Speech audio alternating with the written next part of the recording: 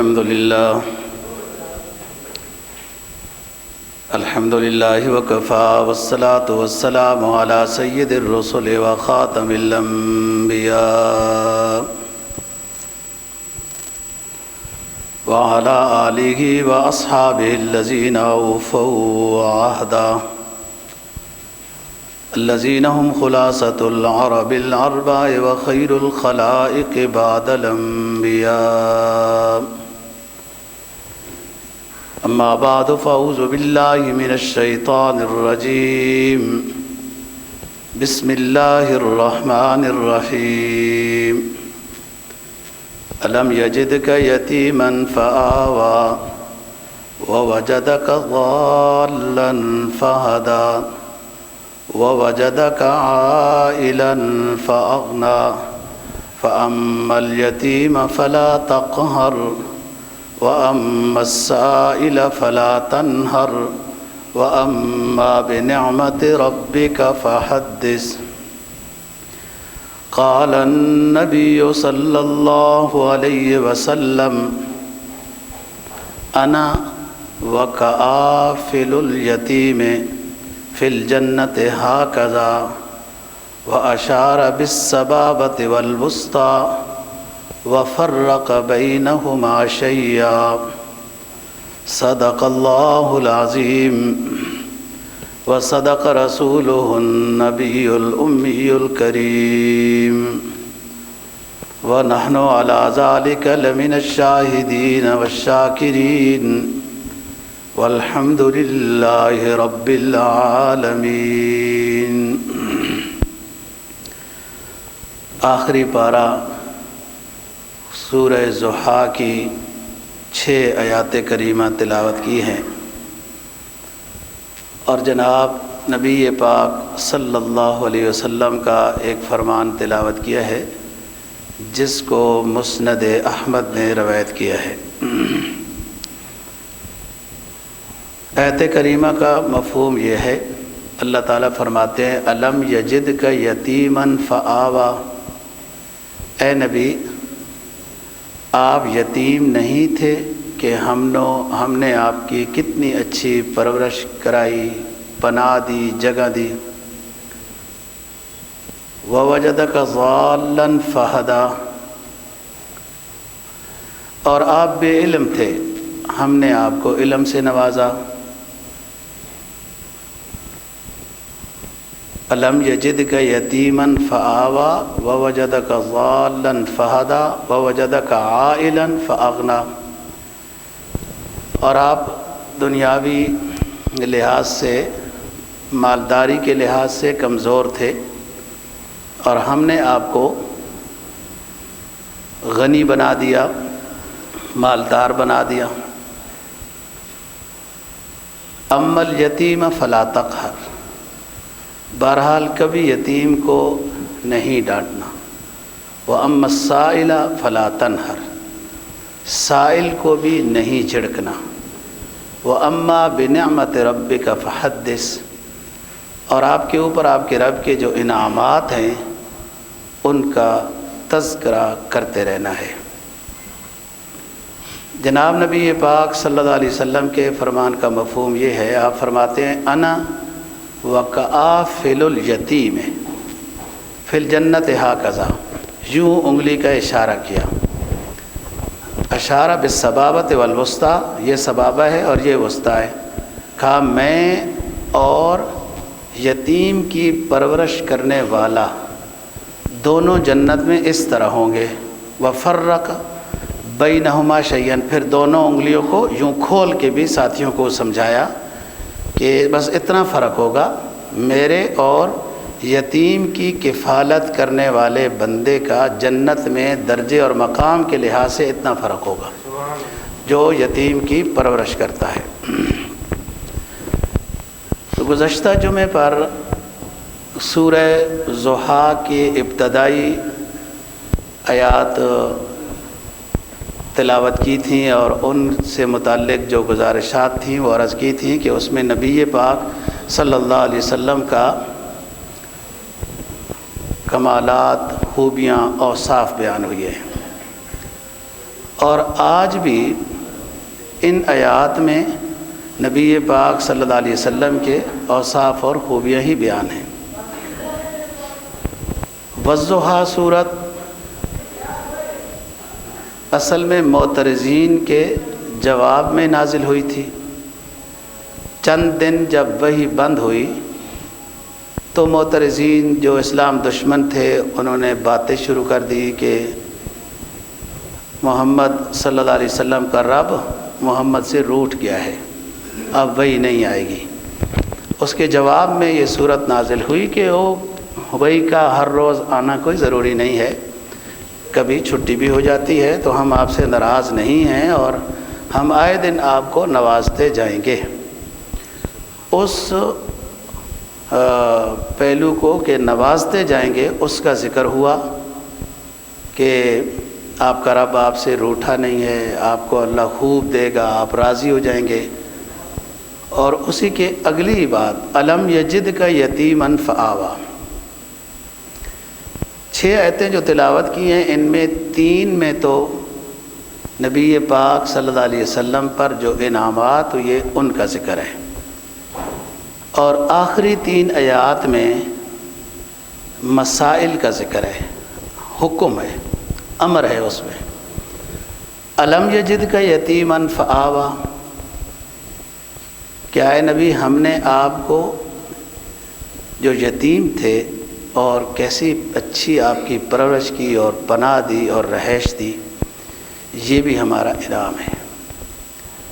دوسری آیت میں انعام یہ فرمایا کہ آپ بے علم تھے، ہم نے آپ کو تمام انبیاء علیہ الصلوۃ والسلام سے بھی زیادہ علم عطا کر دیا ہے، اللہ کے بعد نبی کا مقام ہے۔ تیسری آیت میں یہ فرمایا کہ آپ ظاہری لحاظ سے پیسے کے اعتبار سے اتنے مالدار نہیں تھے کہ چند ہی دنوں میں چند ہی سالوں میں ہم نے آپ کو خوب مالدار بنا دیا۔ 3 نعمتوں کا ذکر ہوا اور 3 مسئلوں کا ذکر ہوا۔ پہلا مسئلہ یہ ہے کہ اما الیتیم فلا تقہر، تقہر صیغہ نئی ہے، یتیم کو کبھی نہ ڈانٹنا۔ اما السائل فلا تنہر، سائل کو کبھی نہ جھڑکنا۔ اما بنعمت ربک فحدث، اور جو آپ پر اللہ کی نعمتیں ہیں ان کا آپ تذکرہ کرتے رہنا۔ نعمتوں کا تذکرہ کرنے سے نعمتیں دوبارہ تازہ یاد آ جاتی ہیں تو پھر اس پر شکر بجا لانے کی توفیق ملتی ہے۔ یہ 3 مسئلے ہیں آخر میں، پہلے 3 انعامات ہیں۔ الم یجد کا یتیمن فآوا میں قدرت اپنا کرشمہ دکھاتی ہے کہ لوگ کہتے ہیں کہ یوں مالدار گھرانے سے ہو، یوں اس کی پرورش ہو، یوں اس کا فلان ہو، اس کے والدین نے اس کو اتنا کچھ سنبھالا، بڑا کیا، تعلیم دلائی، شادی کرائی، نوکری دلائی، عہدہ دیا، تب بچہ اپنے قدموں پر کھڑا ہو گیا۔ یہاں قدرت اپنا کرشمہ دکھاتی ہے کہ نبی پاک صلی اللہ علیہ وسلم کی پیدائش سے 2 ماہ پہلے آپ کے والد صاحب حضرت عبداللہ رضی اللہ تعالیٰ عنہ کی وفات ہو گئی تھی، اور وہ بھی ایک کام کے لیے مدینہ کی طرف تشریف لائے ہوئے تھے، تو طبیعت خراب ہوئی اور مدینہ میں ہی مدفون ہے۔ نبی پاک صلی اللہ علیہ وسلم کی پیدائش کے 6 سال بعد آپ کی والدہ محترمہ حضرت آمنہ رضی اللہ عنہا کی وفات ہو گئی۔ 6 سال میں بچہ بھی محتاج ہوتا ہے، اور اتفاق ایسا ہوا کہ ان کا بھی کچھ کام کوئی رشتہ داروں کو ملنا تھا، مدینہ تشریف لے گئی کہ واپسی میں مقام جعفہ جو مشہور ہے وہاں پر آپ کی طبیعت خراب ہوئی اور وہیں وفات ہوئی، اور وہیں آپ کے قبر اور روضہ مبارک بھی ہے۔ تو آپ صلی اللہ علیہ وسلم کی پیدائش سے 2 ماہ پہلے والد صاحب کی وفات ہو گئی۔ آپ صلی اللہ علیہ وسلم کی جب عمر 6 سال ہوئی تو والدہ محترمہ کے انتقال ہو گیا۔ پھر آپ دادا عبد المطلب کی کفالت میں آ گئے۔ ظاہر ہے کہ چھوٹا 6 سال کا بچہ وہ اپنے آپ کو کیسے سنبھال سکتا ہے۔ تو 8 سال کی جب عمر ہوئی تو دادا عبد المطلب کی بھی وفات ہو گئی۔ اب آپ صلی اللہ علیہ وسلم کی 8 سال عمر ہے، 8 سال کا بچہ بھی کچھ بھی نہیں ہے۔ آپ دیکھیں نا کہ بظاہر ایک شخص بے سہارا ہے، بظاہر دنیاوی اعتبار سے، اور عن قریب اللہ پاک جس کو دنیا بظاہر بے سہارا سمجھ رہی تھی کہ وہ دونوں جہانوں کا سہارا بن کے اٹھے گا، دونوں جہانوں کا، صرف اپنے قبیلے کا، اپنے علاقے کا نہیں۔ پھر آپ چچا ابو طالب کی زیر کفالت ہو گئے۔ بھلے دادا ہوں یا چچا ہوں، ان حضرات نے رسول پاک صلی اللہ علیہ وسلم کی دیکھ بھال میں، پرورش میں، ضرورت پوری کرنے میں، آپ کے لاڈ نخرے برداشت کرنے میں صلبی اولاد سے بھی زیادہ نبی پاک صلی اللہ علیہ وسلم کا خیال کیا۔ جو آپ کی ان کی اپنی ایک نسبی اولاد تھی، اس سے بھی زیادہ نبی پاک صلی اللہ علیہ وسلم کا خیال کیا، اور ان کو کوئی بظاہر سمجھانے والا نہیں تھا کہ اس در یتیم کا خیال رکھنا۔ یہ من جانب اللہ ایک ملہم تھا نظام، کوئی وہاں مبلغ نہیں تھا، کوئی ایسا ان کا بڑا نہیں تھا جو انہیں سمجھاتا کہ اس بچے کا خیال کرنا ہے، بس ان کے دماغ میں یہ بات اللہ نے ڈال دی ہے اور وہ خیال کرتے رہے۔ اور چچا ابو طالب حتیٰ کہ ان کو کوئی سفر بھی پیش آتے تو ساتھ لے جانے کی کوشش کرتے کہ پیچھے کہیں میری طرح پھر میرے بھتیجے کا کوئی خیال نہ کرے، اس کو کوئی تکلیف نہ ہو جائے۔ وہ آپ قصہ جانتے ہیں بحیرہ راہب کا یا وغیرہ، کہ ان حضرات نے ابو طالب کو منع کیا تھا کہ آئندہ اس ہستی کو ساتھ نہ لانا، یہ خاتم النبیین ہے جی، اور مہر نبوت انہوں نے دیکھی۔ تو بہرحال نبی پاک صلی اللہ علیہ وسلم اس نظام سے گزرے تو اللہ پاک فرما رہے ہیں کہ ہم آپ سے روٹھے نہیں ہیں۔ آپ دیکھیں نا، الم یجد کا یتیمن فآوا، کیسی پرورش کرائی، حالانکہ وہ زمانہ کون سا ہے، یہ زمانہ جاہلیت ہے۔ اس میں 3 طبقے سب سے زیادہ مظلوم تھے، 3 طبقے: عورتیں، غلام اور یتیم۔ کیوں؟ یتیموں کا مال لوگ کھا جاتے تھے وغیرہ اس طرح۔ ہر یتیم ضروری تو نہیں کہ وہ غریب بھی ہو، اس کو وراثت سے بہت کچھ بھی ملتا ہے۔ قرآن مجید نے 23 مقامات پر یتیموں کا ذکر کیا ہے۔ کہیں ان کی فضیلت بیان کی، کہیں ان کے مسائل بیان کیے کہ جو یتیم کا مال کھاتا ہے، یأکلون فی بطونہم نارا، وہ اپنے پیٹوں میں آگ بھر رہے ہیں۔ اور جہاں کہیں بھی معاشرتی حقوق بیان کیے، وَاعْبُدُوا اللَّهَ وَلَا تُشْرِكُوا بِهِ شَيْئًا وَبِالْوَالِدَيْنِ وَلِذِي الْقُرْبَىٰ وَالْيَتَامَىٰ وَالْمَسَاكِينِ وَابْنِ السَّبِيلِ، یتامہ کا، یتیموں کا خیال رکھو۔ جن 3 طبقوں کو زیادہ ظلم کا نشانہ بنایا جاتا تھا، وہ عورتیں، غلام اور یتیم تھے۔ اور تینوں طبقوں کو آپ صلی اللہ علیہ وسلم کی بعثت کے بعد آپ جب نبی بنائے گئے تو ان تینوں طبقوں کے آپ صلی اللہ علیہ وسلم نے حقوق بیان فرمائے کہ جن کو انسانیت، ان کو کیا انسان کہہ سکتے ہیں، انسانیت جن کو ظلم کا نشانہ بنائے رکھی رہتی تھی، ان کو نبی پاک صلی اللہ علیہ وسلم کی شریعت نے مقام دیا، ان کے حقوق بیان کیے، ان کے پرورش کرنے والے کو جنت کی بشارت عطا کی ہے۔ آپ کو پتہ ہے خطبہ حجۃ الوداع میں بھی آپ صلی اللہ علیہ وسلم خیال رکھو عورتوں کا، خیال رکھو غلاموں کا، خیال رکھو یتیموں کا، اور ایک چیز اور تھی کہ نماز کا خیال رکھو۔ نماز ایک اہم چیز ہے کہ نماز جس کی درست ہو جائے، سارا نظام، شریعت کے مسائل، فضائل، تہذیب، تمدن، کاروبار، معاشرت، حقوق اللہ، حقوق العباد سب ٹھیک ہو جاتے ہیں۔ آپ کو پتہ ہے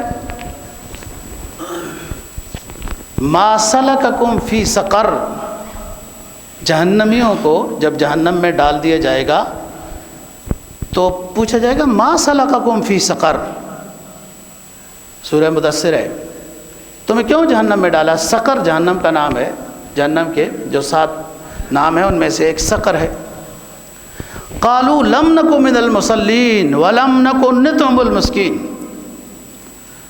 وہ جہنم میں داخلے کی وجہ بتائیں گے جہنمی، پوچھا جائے گا ما سلککم فی سقر، تمہیں کیوں جہنم میں ڈالا گیا ہے، کیوں جہنم میں پڑے ہوئے ہو؟ تو وہ جواب میں جہنمی کیا کہیں گے؟ قالوا لم نک من المصلین، ہم نماز پابندی سے نہیں پڑھتے تھے اس لیے ہمیں جہنم میں ڈالا گیا ہے۔ نماز کا مکلف کافر تو نہیں ہے، کافر پہلے ایمان لائے گا پھر اس کے اوپر شریعت کے احکام متوجہ ہوتے ہیں۔ وَلَمْ نَكُ نُطْعِمُ الْمِسْكِينَ، ہم مسکین کو کھانا نہیں کھلاتے تھے، مساکین کا حق ادا نہیں کرتے تھے۔ گویا مسکین کو کھانا کھلانا، یتیم غربا کا خیال رکھنا یہ فرائض منصبی ہے۔ حدیث کیا کہتی ہے؟ وَلِمَالِكَ عَلَيْكَ حَقٌّ سِوَى الزَّكَاةِ، تمہارے مال کے اوپر حق ہے زکوٰۃ کے علاوہ بھی، زکوٰۃ تو نکالنی ہی نکالنی ہے۔ اور قرآن مجید میں سورہ الحاقہ میں بیان فرمایا کہ جو مساکین کو تم دیتے ہو وہ مسکین کا حق ہے جو ان کو دے رہے ہو۔ اللہ نے جو تمہیں مال دیا نا جی، اس میں تمہارا بھی ہے، تمہارے بال بچوں کا ہے، تمہارے والدین کا ہے، تمہارے رشتہ داروں کا ہے، اور اس میں غربا مساکین کا بھی حق ہے جو تمہیں مال دیا جا رہا ہے۔ لہٰذا کسی مسکین کو، کسی غریب کو، کسی یتیم کو دیکھ کر بندہ احسان نہ جتلائے۔ احسان کس چیز کا ہے؟ وہ تو ان کا ہمارے ذمہ حق تھا جس کو ادا کیا ہے۔ تو بات کر رہا ہوں کہ یہ 3 طبقوں کے بارے میں آپ صلی اللہ علیہ وسلم نے ہمیشہ فرمایا کہ ان کا خیال رکھو، اور آخر میں جو پیر کے دن آپ کی روح مبارک قصر عنصری سے نکل رہی تھی تو آپ فرماتے ہیں الصلاۃ الصلاۃ، نماز کا خیال رکھنا، نماز کا خیال رکھنا۔ اور وہ مومن کوئی مومن نہیں ہے جو نماز کا پابند نہیں ہے، کوئی مومن نہیں ہے، بس ایک ہیکل ہے، ایک بت ہے جو چل پھر رہا ہے۔ ایمان سے خالی ہو جاتا ہے بندہ، نماز کا پابند نہ ہو ایمان سے خالی ہو جاتا ہے، اور ہر گناہ آسان ہو جاتا ہے بے نماز کے لیے۔ نماز کے پابند کے لیے ہر نیکی آسان ہوتی ہے اور ہر گناہ اس کے لیے مشکل ہوتا ہے جو نماز کا صحیح پابند ہو۔ ان الصلاۃ تنہا عن الفحشاء والمنکر والبغی یعظکم لعلکم تذکرون، نماز ہر چھوٹے بڑے گناہ سے روک دے گی، مجبور کر دے گی، باندھ دے گی اس کے ہاتھ اور پاؤں کہ گناہ نہیں کر سکتا ہے تو، اور جب تک نمازی گناہ کر رہا ہے تو نماز کا حق اس کی نہیں ہے۔ یہی تو وجہ ہے سب سے پہلے دیدار میدان حشر میں جنت میں نمازی کو ہوگا، اللہ پاک کا دیدار نمازی کو ہوگا۔ تعبد اللہ کأنک تراہ فإن لم تکن تراہ فإنہ یراک، کیونکہ آپ دنیا میں عبادت اس انداز میں کر رہے تھے، نماز پڑھ رہے تھے، گویا اللہ کو دیکھ رہے تھے، نہیں تو یہ درجہ تو حاصل تھا کہ اللہ تمہیں دیکھ رہا تھا، کہ نماز پھر بھی خشوع خضوع والی ہو جائے گی جب اس انداز میں نماز ہو کہ اللہ مجھے دیکھ رہا ہے۔ اور کیا نام ہے، غلاموں کی بات، اسلام غلام بنانے نہیں آیا، یہ تو زمانے جاہلیت نے لوگوں کو غلام بنا دیا تھا، راستے میں قافلوں کو لوٹنا تھا، اور وہ جو کمزور لوگ تھے بس ان کو پکڑ کے لے آئے، اگلے بازار میں غلام بنا کے بیچ دیا۔ یہی قصہ سلمان فارسی رضی اللہ تعالیٰ عنہ کا ہے، یہی قصہ بلال حبشی رضی اللہ تعالیٰ عنہ کا ہے، یہی قصہ زید بن حارثہ رضی اللہ تعالیٰ عنہ کا ہے۔ زید بن حارثہ یہ یمن کے ہیں اور آ رہے تھے امی کے ساتھ، کسی سفر میں کہیں جا رہے تھے، تو راستے میں قافلے والوں نے زید بن حارثہ جو ایک لڑکا تھا اس کو پکڑ لیا۔ اب عورت کیا چھڑا سکتی ہے، دوسرے قافلے والے جو ساتھ تھے وہ بھی ڈر گئے۔ اس وقت طائف میں 100 کے اوقاز، آپ جب اسلامی سیرت کی کتابیں پڑھیں نا تو وہاں ایک بازار کا ذکر آتا ہے، اس کا نام ہے اوقاز، بڑا میلہ لگتا تھا۔ تو 100 کے اوقاز میں ان لوٹنے والوں نے زید بن حارثہ کو بیچا تھا، غلام تو نہیں تھا زید. اور حکیم ابن حزام نے جو حضرت خدیجہ رضی اللہ تعالی عنہا کے بھتیجے ہیں انہوں نے خریدا. اب دیکھو سمجھ کی بات دیکھو، باپ بیٹا بھی کوئی چیز لے رہے ہو نا تو زیادہ اچھی ہوگی تو بیٹا کہے گا میں لیتا ہوں، باپ کہے گا میں لیتا ہوں. دو بھائی بھی کوئی چیز لے رہے ہو نا جی، اور ایک ہی چیز ہے وہ اچھی ہے، ایک کہے گا میں لیتا ہوں، دوسرا کہتا میں لیتا ہوں. یہی تو لڑائی تھی قابیل اور حابیل کی. وہ لڑکی جو خوبصورت تھی تو ایک کہتا ہے میں شادی کروں گا، دوسرا کہتا ہے میں شادی کروں گا، لڑائی ہو گئی، قتل ہو گیا. یہاں دیکھو حکیم ابن حزام زید ابن حارثہ کو خرید کر لا رہے ہیں، غلام بظاہر بن کر آ رہا ہے وہ. انہوں نے دیکھا یہ بچہ بڑا سمجھدار ہے، بڑا با ادب ہے، سلیقہ مند ہے. کہا مجھ سے زیادہ بھی بہترین یہ میری خالہ یا پھپھی حضرت خدیجہ رضی اللہ تعالی عنہا ہیں. آپ صلی اللہ علیہ وسلم کی وہ زوجہ مطہرہ ہیں. زید بن حارثہ کو حکیم ابن حزام نے حضرت خدیجہ کو ہدیہ میں دے دیا، یہ آپ کی خدمت کرے گا. حضرت خدیجہ رضی اللہ تعالی عنہا نے کیا دیکھا کہ ماشاءاللہ بہت سمجھدار بچہ ہے، تو آپ صلی اللہ علیہ وسلم کی خدمت کے لیے وقف کر دیا. اب مرور دور میں پتہ چلا والدین اور چچا، والد اور چچا وغیرہ آئے، ان کے حارثہ کو جو زید کے والد صاحب ہیں ان کو پتہ چلا کہ ہمارا بیٹا مکہ مکرمہ میں ایک ہاشمی گھرانے کے خدمتگار ہے. آپ صلی اللہ علیہ وسلم ہاشمی ہیں. پہنچ گئے اور اس کو چرست اور رسول پاک صلی اللہ علیہ وسلم کے پاس ہو گیا تھا، تو آپ نے فرمایا کہ پوچھ لو، زید جانا چاہتا ہے تو ہماری طرف سے کوئی پابندی نہیں ہے. تو زید نے اپنے ابو اور چچا سے درخواست کی کہ اب تو آپ کو پتہ چل گیا کہ میں یہاں ہوں، کوئی پریشانی اور وہ غم و حزن کی ضرورت تو نہیں ہے، لیکن اگر آپ مجھے اجازت دیں تو میں اس گھرانے کو کبھی بھی زندگی میں چھوڑنے کے لیے تیار نہیں ہوں. یہ غلام کے ساتھ سلوک تھا نا، یہ غلام کے ساتھ سلوک تھا آپ صلی اللہ علیہ وسلم کا، والد کی شفقت. اب یہاں سے سمجھ آتا ہے رحمت للعالمین کہ والد کی شفقت سے بھی زیادہ شفقت سرکار دو جہاں صلی اللہ علیہ وسلم کی پرورش میں ملی. اس طرح آپ نے غلاموں کو مقام دیا ہے. تو فرمایا تین طبقے کمزور ہیں، مظلوم ہیں، ان کا خیال رکھو غلاموں کا. اور فرمایا جس نے غلام آزاد کیا، اسلام نے غلام نہیں بنائے، زمانے جاہلیت میں لوگ غلام بناتے آ رہے تھے، جیسے میں قصہ سنایا اس طرح. فرمایا جو غلام کو آزاد کرے گا، آزاد کرنے والا جہنم سے آزاد ہو جائے گا. ایک ایک عضو جیسے اس کا آزاد ہوا، آزاد کرنے والے کا ایک ایک عضو بھی جہنم سے آزاد ہو جائے گا. کتنی بڑی فضیلت اسلام نے. کوئی روزہ توڑ دیتا ہے جان بوجھ کر، فتحریر رقبۃ مؤمنہ، فرمایا مومن غلام کو آزاد کرو، تمہارا کفارہ ادا ہو گیا. کسی سے غلطی سے قتل ہو گیا، وہ مارنا نہیں چاہ رہا تھا، بس غلطی سے قتل ہو گیا، فرمایا غلام آزاد کرو، تمہاری یہ خطا معاف کر دیں گے. غلام کی فضیلت تو اسلام نے بیان کی. اسلام غلام بنانے نہیں آیا، اسلام تو غلامی کی زنجیروں میں جکڑے ہوئوں کو آزاد کرنے آیا ہے. اور غلام کو کتنا آپ نے اعزاز بخشا. لوگ تو بس میں کیا کروں، مضمون پھر سمجھانے کی وہ بات ہوتی ہے جس کو چھوڑنا پڑتا ہے. فتح مکہ ہوا، فتح مکہ ہوا، اور یہ معمولی فتح نہیں تھی. مکہ کے فتح کو نبی پاک صلی اللہ علیہ وسلم نے فرمایا کہ یہ عظیم فتح ہے، یہ فتح اعظم ہے. مجھے مجبور کر کے مکہ والوں نے اس شہر سے، جو میرا آبائی شہر ہے، مکہ والوں نے مجھے یہاں سے نکالا تھا. اور بڑے دکھ کے ساتھ باہر نکل کر نا نبی پاک صلی اللہ علیہ وسلم نے بڑے دکھ کے جملے کہے تھے، اور اللہ نے اس کو قرآن بنا دیا.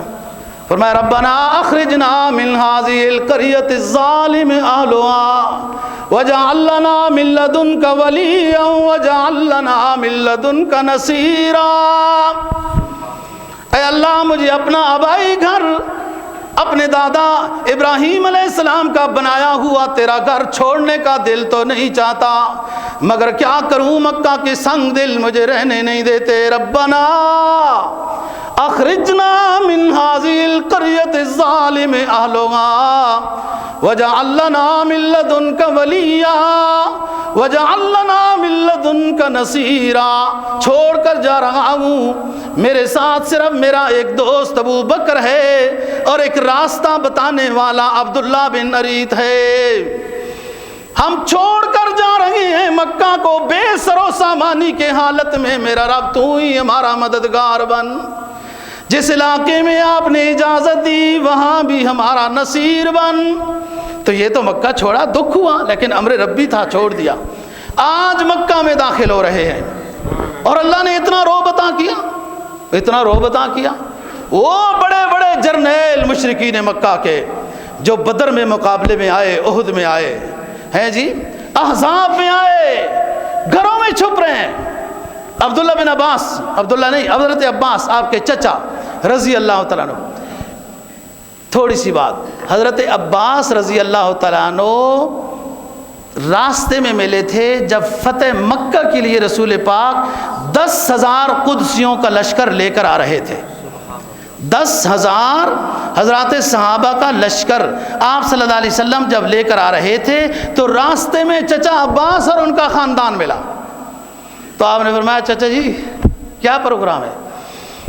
کہا اللہ کے رسول اسلام تو دل میں کب سے آ چکا تھا، آج ہجرت کر کے مدینہ کی طرف جا رہا تھا کہ آپ راستے میں مل گئے۔ فرمایا لوگوں سنو، میری شریعت کا پہلا مہاجر وہ تو ذوالنورین ہے، حضرت عثمان غنی رضی اللہ تعالیٰ۔ میری شریعت کا آخری مہاجر میرا چچا ہے، میری شریعت کا پہلا مہاجر میرا بیٹا ہے، داماد بیٹا ہوتا ہے۔ میری شریعت کا آخری مہاجر میرا والد ہے، العم سن وہ ابی ہے، چچا باپ کی پگڑی ہوتا ہے، چچا بھی والد کے حکم میں ہوتا ہے۔ میری شریعت کا پہلا ہجرت کرنے والا حبشی کی طرف حضرت عثمان غنی رضی اللہ تعالیٰ عنہ ہے، اور میری شریعت کا آخری مہاجر حضرت عباس میرا چچا ہے۔ چچا جی ہجرت ہو گئی، اب واپس آؤ۔ چچا واپس ہو گئے آپ صلی اللہ علیہ وسلم کے ساتھ، وہ تو چھوڑ چکے تھے ہر کچھ، ہجرت کے لیے تو سب کچھ چھوڑنا ہوتا ہے نا جی، مال مویشی جائیداد وغیرہ، تبھی تو مہاجر کی اتنی فضیلت ہے۔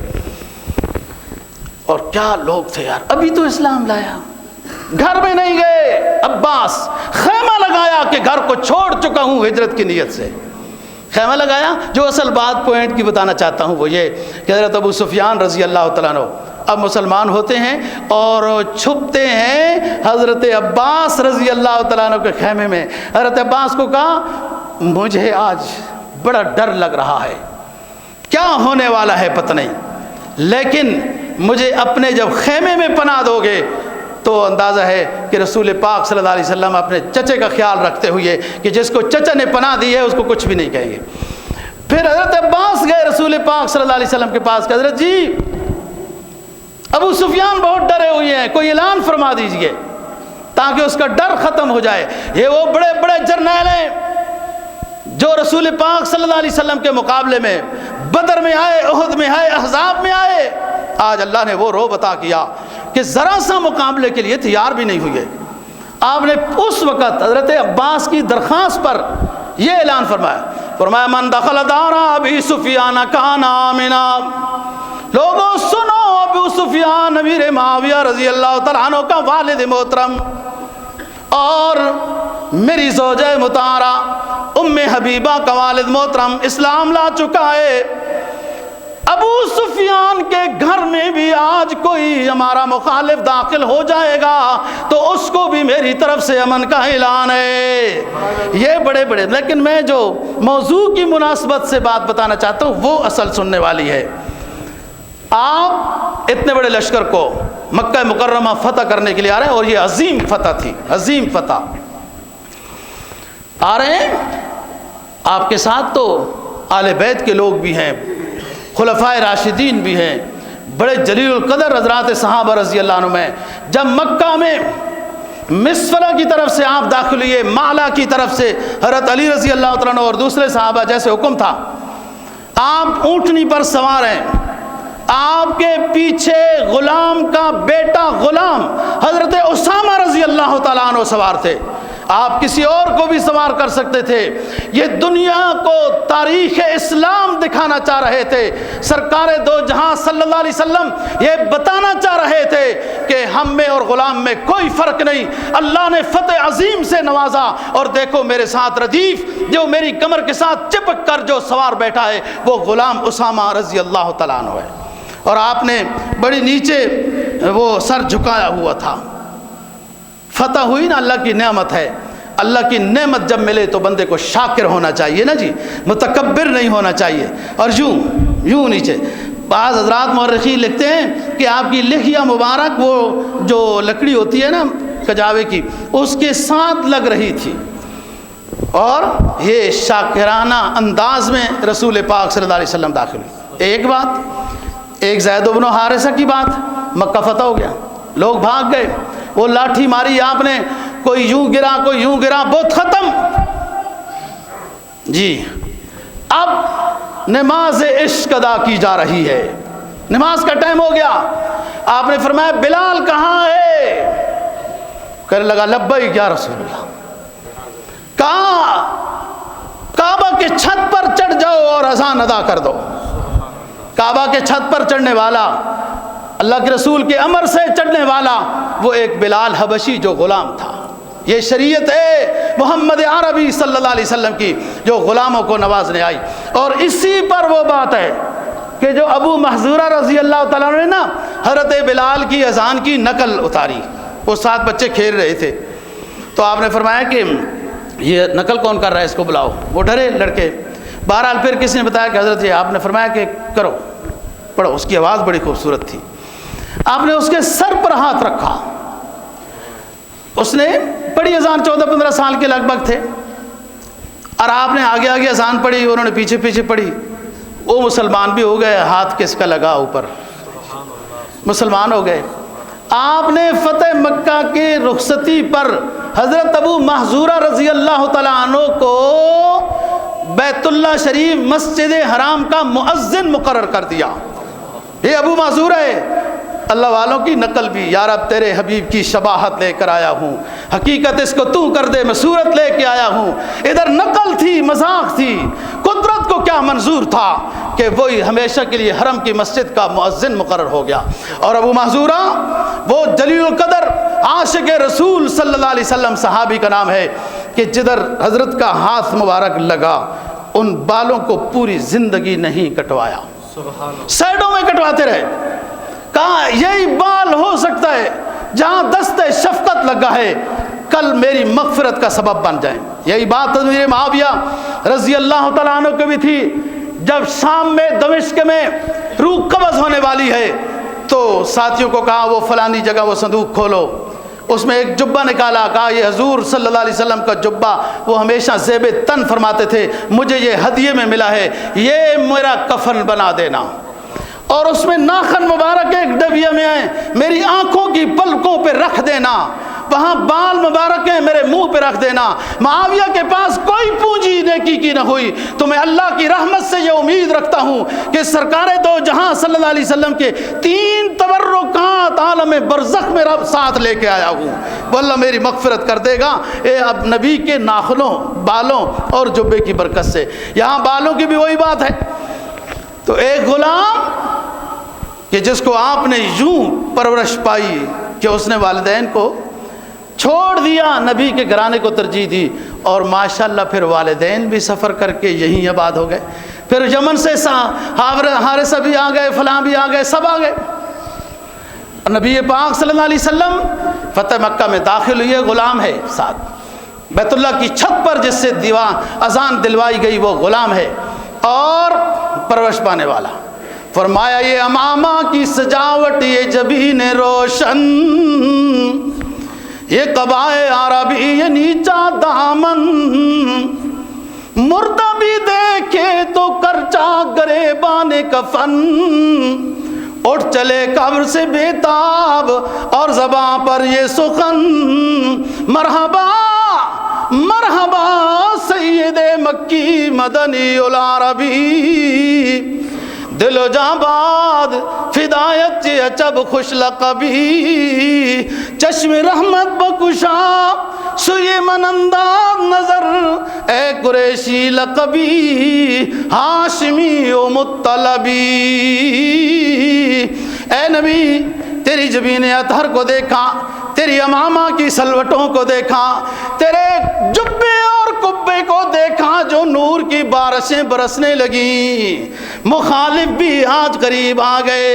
وہ ہندا جو حضرت حمزہ سید الشہداء رضی اللہ تعالیٰ عنہ کا کلیجہ چبانے والی تھی، آج ابو سفیان کی بیگم حضرت امیر معاویہ کی والدہ آج وہ صفا پہاڑی کے قریب آ کر بیٹھ گئی، چھپ کے باتیں کرتی ہیں آج ہمارا کیا بنے گا۔ اور بھی لوگ جو مشرکین مکہ پہلے تھے آج مسلمان ہو گئے، آہستہ آہستہ دوستوں باتیں کرتے ہیں آج ہمارا کیا بنے گا۔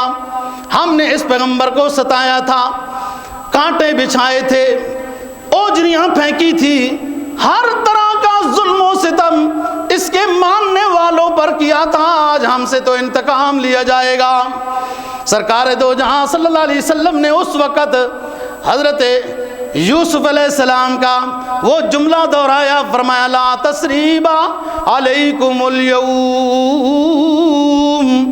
جب مومن کے سابقہ گناہ، جب کوئی نو مسلم ہوتا ہے، اسلام میں داخل ہوتا ہے، تو اللہ پاک اس نو مسلم کے سابقہ سارے گناہوں کو معاف کر دیتا ہے۔ تو مجھے بھی رب العالمین نے رحمت للعالمین بنا کر بھیجا ہے، میں تمہارے سابقہ دکھ درد اور ظلم و ستم کرنے والی داستان کو دہراؤں گا بھی نہیں۔ بس اسلام میں داخل ہو گئے ہو، اب اس میں کیا بات رہ گئی؟ تو بات یہ کر رہا ہوں، الم یجدک یتیما فآوا۔ اے نبی ہم نے آپ کو یتیم بنایا تو بتا رہا تھا 3 طبقے تھے جو ظلم کا نشانہ بنتے تھے، یتیم، عورتیں اور غلام۔ جو آپ اب سن رہے ہیں کہ غلام کو نبی پاک صلی اللہ علیہ وسلم نے کیسے، اور سب جگہوں میں اما الیتیم فلا تقہر، الم یجدک یتیما فآوا ووجدک ضالا فہدا۔ اے نبی آپ نہیں جانتے تھے، ہم نے آپ کو اتنا بڑا عالم بنایا، اپنے علوم اتنے عطا کیے کہ بعد از خدا قصت ہوئی مختصر، لا يمکن الثناء کما کان حقہ، بعد از خدا تو ہی قصہ مختصر۔ آپ کا ہی مقام ہے اللہ کے بعد، پھر اور پیغمبروں کا مقام ہوگا۔ آپ کو سید دو جہاں بنایا، کسی پیغمبر کو نہیں بنایا۔ آپ کو محبوب الرحمن بنایا، کسی کو نہیں بنایا۔ آپ کو خاتم الانبیاء بنایا، امام الانبیاء بنایا، اور پیغمبر ایسا نہیں، کوئی پیغمبر ایسا نہیں جس نے سارے پیغمبروں کو امامت کرائی ہو۔ یہ وہ پیغمبر ہے جس نے بیت المقدس میں سب پیغمبروں کو امامت کرائی، یہ امام الانبیاء ہے۔ اس کے بعد کوئی پیغمبر نہیں آئے گا، یہ خاتم الانبیاء ہے، یہ رحمت النبی ہے۔ تو بات یہ ہے کہ آپ بے علم تھے۔ اقرأ باسم ربک الذی خلق، خلق الانسان من علق، اقرأ وربک الاکرم الذی علم بالقلم، علم الانسان ما لم یعلم۔ یہ جبرائیل کہہ رہے ہیں، اور سرکار کیا فرمائے؟ ما انا بقارئ، ما انا بقارئ، میں پڑھا لکھا نہیں ہوں جی۔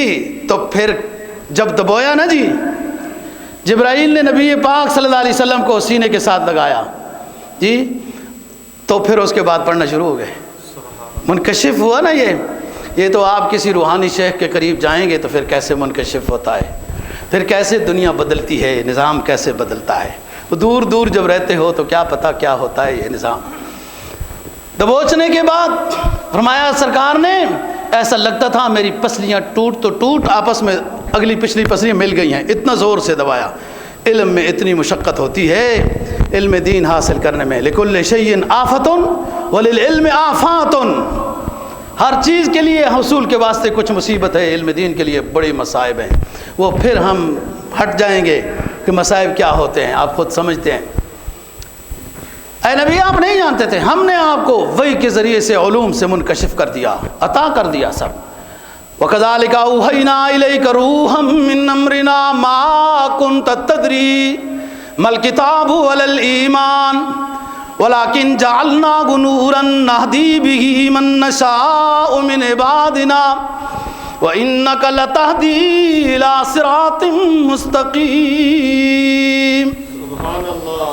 وَلَقَدْ أَوْحَيْنَا إِلَيْكَ رُوحًا مِّنْ أَمْرِنَا، اے نبی ہم نے آپ پر وحی بھیجی، ما کنت تدری، آپ تو نہیں جانتے تھے کتاب کیا ہوتی ہے، علم کیا ہوتا ہے، ایمان کیا ہوتا ہے، وَلَٰكِن جَعَلْنَاهُ نُورًا نَهْدِي بِهِ مَن نَّشَاءُ، ایسی روشنی عطا کی آپ کو جو آپ میں منکشف ہوئی، ایسی روشنی عطا کی آپ کو جو آپ میں منکشف ہوئی، ایسی منکشف ہوئی کہ دنیا اس نور کو بجھانا چاہتی تھی، لیکن پروردگار نے اس نور کو سارے عالم میں پھیلا دیا۔ فرمایا یریدون لیطفئوا نور اللہ بافواہہم واللہ متم نورہ ولو کرہ الکافرون۔ اللہ اپنی مشیت میں اے میرے حبیب پیغمبر یہ فیصلہ کر چکا ہے، جو نور ہدایت اور وحی آپ کو دی، جو کتاب آپ کو دی، جو حدیث آپ کو دی، دنیا اس کو مٹانا چاہتی ہے، اس نور کو بجھانا چاہتی ہے، لیکن رب العالمین نے یہ فیصلہ کر دیا ہے کہ قیامت تک کے لیے اس نور کو پھیلایا جاتا رہے گا۔ یریدون لیطفئوا نور، وہ مٹاتے رہے نا، اور انہوں نے کبھی بھی کوئی اتنی کوشش میں کمی نہیں کی ہے، اور ادھر بے سر و سامانی کی حالت میں مقابلہ بے سر و سامان درویش جماعت ہے جو کفر کی یلغار کا مقابلہ کر رہی ہے، اور ادھر کتنے بجٹ کتنا کچھ ہے لیکن نہیں مٹا سکے۔ یریدون، جو کہیں بجھا، کہیں مسلمانوں کو تکلیف ہوئی، کہیں پاکستانیوں کو تکلیف ہوئی، وہ اللہ کی طرف سے نہیں ہے، یہ آپ کے بدبخت لیڈروں نے آپ کو تباہ و برباد کیا۔ بے امنی ہو تب بھی، بے روزگاری ہو تب بھی، مہنگائی ہو تب بھی، جو کچھ مصیبت آپ کے ملک کے وطن عزیز پر مسلط ہے وہ نالائق لیڈروں کی وجہ سے مسلط ہو گئی ہے۔ اللہ پاک نے تو آپ کو ایک عطا کی تھی نعمت، ضرب اللہ مثلا قریۃ آمنت مطمئنۃ یاتیہا رزقہا رغدا من کل مکان، ہر طرح نعمت سے نوازا، اور پھر بھی یہ ہستی سکڑ گئی، آپ کو وہ نعمتیں کیوں نہیں دیتی؟ اس لیے کہ بدعمالی ہو گئی، بے ایمانی ہو گئی، نفاق ہو گیا، جھوٹ ہو گیا، بازار بھرا پڑا ہے جھوٹ سے، معاملات سارے بھرے پڑے ہیں نفاق سے، سارا معاشرہ بڑا پڑا ہے بد نظری سے، بے حیائی فحاشی سے۔ رب العالمین کی مدد کیسے آئے گی؟ الا ماشاء اللہ، کوئی مارکیٹ میں اللہ کا نمائندہ اور درویش بھی ہوتا ہوگا جو سچ بولتا ہوگا، کوئی دفتر میں بھی ایسا ہوگا کہ سچ بولتا ہوگا کہ واقعتاً ہی آج کل بیماری چل رہی ہے چھٹی دے دو، یا فلاں۔ جب معاشرے میں اسلام اٹھ جائے تو پھر عرش مدد بھی اٹھ جاتی ہے۔ دوستو اللہ سے دعا کی جائے، توبہ کی جائے، استغفار کیا جائے۔ فرمایا کیا؟ الم یجدک یتیما فآویٰ ووجدک ضالا فہدیٰ، ابھی آپ کو بتا دیا کہ اقرأ بسم ربک الذی، اور وَلَقَدْ أَوْحَيْنَا إِلَيْكَ روح، آگے چلیں۔ الم یجدک یتیما فآویٰ ووجدک ضالا فہدیٰ ووجدک عائلا فأغنیٰ، آپ کے پاس اتنا پیسہ نہیں تھا، ہماری مشیت یوں شامل حال ہوئی کہ مکہ مکرمہ کی سب سے مالدار، سلیقہ مند، جہان دیدہ اس عورت کو آپ کے قدموں میں لا دیا۔ وہ عورت سلیقہ مند بھی آئی آپ کے پاس، اور مکہ کے ظاہری اعتبار سے جیسے شرافت سے مالا مال تھی، ایسے وہ دولت سے بھی مالا مال تھی، اس کو آپ کے قدموں میں لا دیا۔ آپ کو آئندہ کوئی کاروبار کرنے کی ضرورت ہی نہیں ہوگی۔ وَوَجَدَكَ عَائِلًا فَأَغْنَىٰ، اب آ گئی ہے، یہ تین فضیلتیں ہیں، آگے تین احکام ہیں۔ پہلا حکم کیا ہے؟ اما الیتیم فلا تقہر، آپ بھی یتیم تھے اور ہم نے آپ کو کیسے عروج بخشا۔ معاشرے میں کوئی بھی یتیم ہو اس کو ڈانٹنا نہیں ہے، یہ یتیم کا حق ہے۔ دوسرا حق ہے نرمی کرنی ہے، اگر وہ مالدار نہیں غریب ہے تو خیال کرنا ہے، شفقت کرنی ہے، جیسے پڑوسی کے حقوق ہیں، غریب مسکین کے حقوق ہیں، ایسے یتیم کی ہے۔ رسول پاک صلی اللہ علیہ وسلم نے فرمایا انا اول من یفتح له باب الجنہ الا انہ امرأۃ تبادرنی فاقول لها ما لک من انت فتقول انا امرأۃ قعدت علی ایتام لی۔ سنیے بات سنیے، رسول پاک صلی اللہ علیہ وسلم فرماتے ہیں سب سے پہلے میرے لیے جنت کا دروازہ کھولا جائے گا، جب میں قریب جاؤں گا تو ایک عورت بھی جلدی جلدی سے جا رہی ہے۔ میں نے کہا رکو، مالک من انت، کیا بات ہے، تو کون ہے کہ سب سے پہلے جنت کا دروازہ میرے لیے کھول رہا ہے اور تو میرے ساتھ ساتھ؟ کہنے لگی آپ کے امتی ہوں، میرا شوہر جوانی کے زمانے میں فوت ہو گیا تھا، میرے چھوٹے چھوٹے بچے یتیم بچے رہ گئے تھے، میں شادی کرنے کی پوزیشن میں تھی لیکن اس لیے شادی نہیں کی کہ میرے یتیم بچے رول نہ جائیں، اور اپنے نفس کو کنٹرول میں رکھا، اس لیے رب العالمین نے میری اس نیکی کی ادا پر آپ کے ساتھ جنت پہ بھیج دیا ہے۔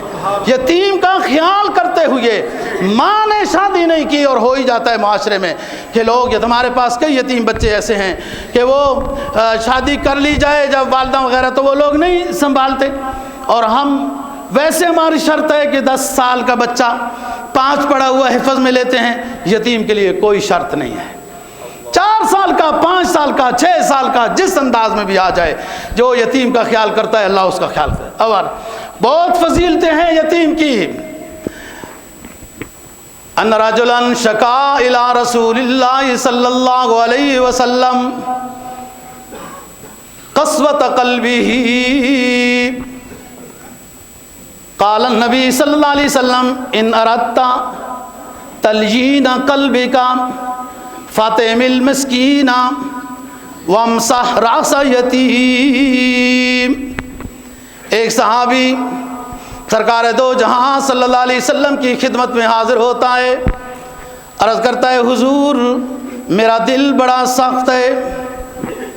آپ نے فرمایا دوست ان اردت تلین قلبک، اگر آپ پکا ارادہ رکھتے ہو کہ آپ کا دل اللہ نرم کر دے تو پھر سنو، فاطم المسکین، مسکینوں کو کھانا کھلایا کرو، وامسح راس یتیم، اور جہاں یتیم نظر آئے اس کے سر پر ہاتھ پھیر دیا کرو۔ ایک حدیث بیان کرتا ہوں، باقی اگلے جمعے پہ کریں گے۔